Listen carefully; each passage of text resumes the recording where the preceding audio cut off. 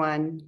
Tonight's topic is about you buying a brand new home and you still have old furniture. What do you do? And how do you design your brand new home around these furniture that you may not really like? Welcome to my very first home. This is another episode, and my name is Jessica Velasquez. Now, this is a question that I get asked often. What do I do? I have the new home, I love it, but my furniture is old and I'm not in love with it. What do I do with that? And how do I design around these furniture pieces that I'm not crazy about? That is a very valid question, especially because I'm talking to you first time homeowners. And I know that you have saved a lot of money for that down payment, for closing costs, for moving expenses, legal fees, and yet your house still needs to be furnished. So it's very valid, and I completely understand. I believe that everyone would love to furnish their homes, from top to bottom, brand new furniture, brand new everything from wall to wall.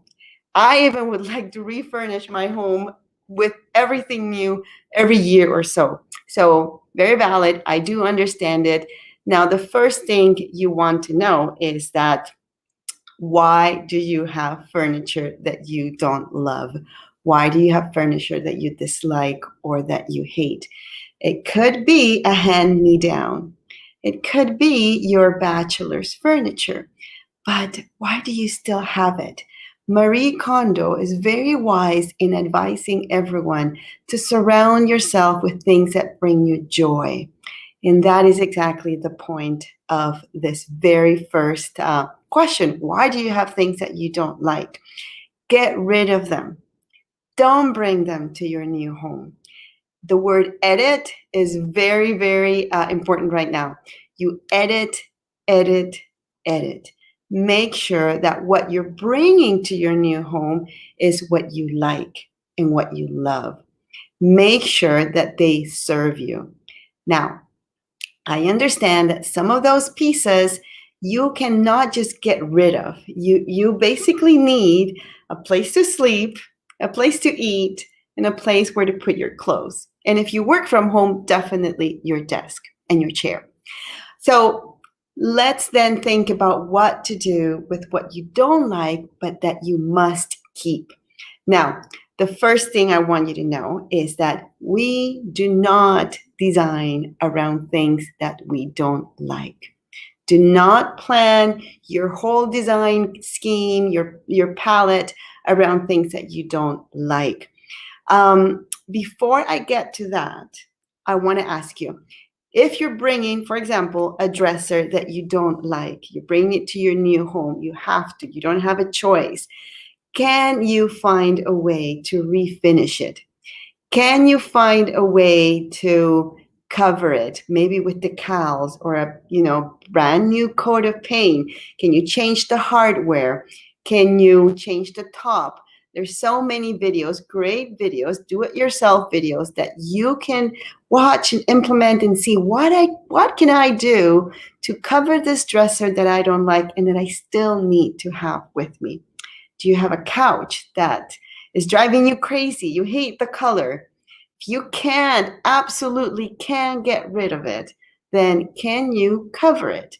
Can you put, pillows that will make it look better? Do you have a headboard that you don't like? Do you have to have a headboard in your bedroom? Can you cover it with a tapestry? And can you divert the attention, your attention, and those who will visit you somewhere else? For example, if you have a dining set, a table that you completely dislike, can you cover it with a tablecloth? Can you put a nice centerpiece on it? And instead of highlighting the table, highlight the centerpiece. Same thing with the headboard. You don't like it and you can cover it. Can you put art above the headboard? And instead of you looking at the headboard that you don't like, you can look at the photos and the paintings on the walls that you really love. So that's the one thing. Can you find a way to cover the headboard or what you don't like? And can you find a way of diverting the attention to something that you love? Accessories are great for that. You can accessorize with drapes and artwork and pillows and everything else. So make sure that what you're buying from now on is something that you like and not, things that you don't like and you just have to keep. You don't have to keep them. If you're hanging on to the what ifs, for example, what if I can't buy a new table? What if I can't replace that couch? Don't hang on to the what ifs for fear of what can happen. Instead, choose to plan, choose to strategize. Now, back to your question. What do I do with the furniture that I dislike if I have to bring it into my new home? And like I said before, we do not design around pieces that we don't like. That's a big no-no. You cannot go that route. Let's take, for example, a couch. Let's say that you have a brown couch. Very common. Now, you hate this color, and let's think in the future. Let's pretend that you can buy this new couch in a year from today. So think about what you're going to buy. Is it a beige couch, for example? Let's pretend it is. So create that vision. Create what this living room is going to look like in a year from now and design around that. Let's assume that you love this piece of artwork or this photos or this painting and the colors that you do like and that you can afford. So bring that into your living room. And even if it doesn't go exactly perfectly with the brown couch, you're still designing with that beige couch in mind. I hope it's clear that you design based on a final vision. You purchase, you make decisions based on a final vision, not on what you currently have that you don't like. So please keep that in mind and make sure that you're strategizing instead of just complaining about what you don't like and about what you do have. So we talked about maybe changing what you have, not highlighting it, diverting the attention. We talked about creating a vision. The last thing is to then create a roadmap.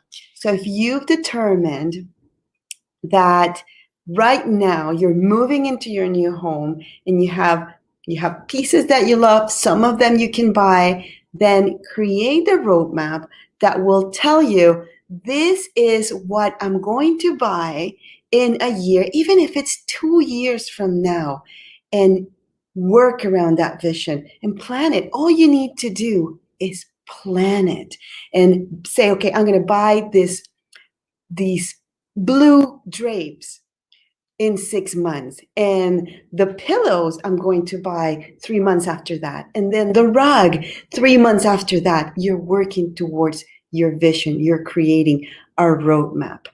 Now, before I close, let's talk about what you have that you don't like. And let me ask you some hard questions. Why do you have pieces of furniture that you don't like? Let's look around your home and ask yourself, do I love my home? Do I love coming to my home? Do I love being here? If you work at home, do you feel productive? Do you have a place where you feel that you can work comfortably and that you want to start your day? Does your home make your task easier to manage?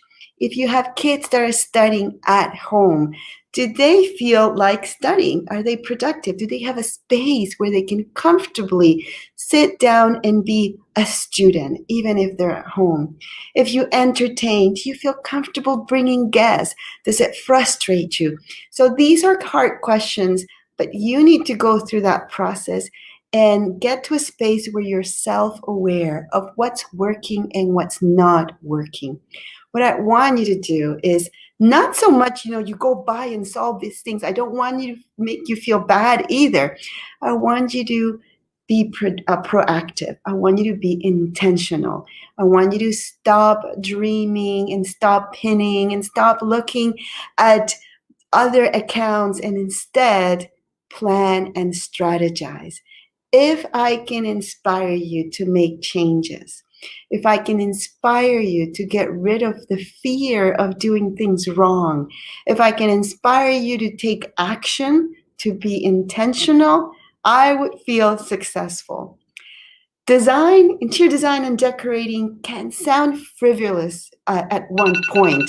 It can sound like we're talking about colors and about furniture, they're not life-saving elements, but there's an underlying principle about our homes, and it is that the spaces where we're at create or help nurture us, create our mood, help us feel happier, serene, calmed, or it can create the opposite. It can frustrate us.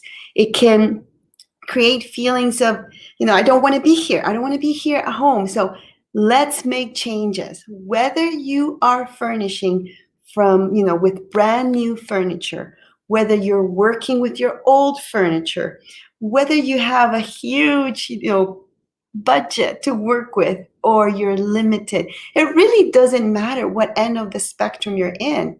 What it matters is what you do today. Because I promise you, if you don't start planning today, in a year from today, you're going to be in the same spot where you're now, in a spot where you're wondering, am I going to like it?